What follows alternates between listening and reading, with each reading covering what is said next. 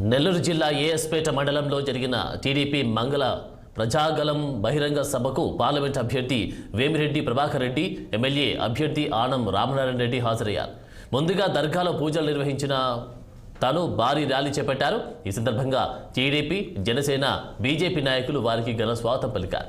ఈ మేరకు పలువురు వైసీపీ కార్యకర్తలు టీడీపీ తీర్థం పుచ్చుకున్నారు. అధికారంలోకి వచ్చిన వెంటనే ఏఎస్పేట మండలాన్ని పర్యాటక కేంద్రంగా మారుస్తామని వేమిరెడ్డి హామీ ఇచ్చారు. ఆత్మకూరు నియోజకవర్గానికి మేకపాటి కుటుంబం చేసిన అభివృద్ధి శూన్యమని, గతంలో తాము చేసిన అభివృద్ధి మాత్రమే కనిపిస్తుందని ఆనం రామనారాయణ రెడ్డి అన్నారు. అధికార పార్టీలో ఉండి నియోజకవర్గానికి తట్టెడు మట్టి కూడా వేసిన దాఖలాలు లేవని దుయ్యబట్టారు. ఈ కార్యక్రమంలో ఉమ్మడి పార్టీల నాయకులు, కార్యకర్తలు పెద్ద ఎత్తున పాల్గొన్నారు.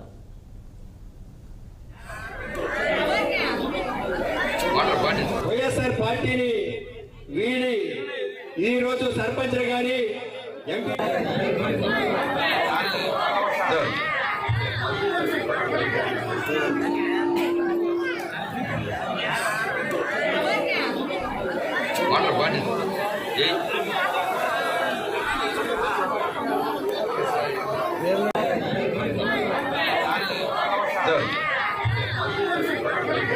Sir.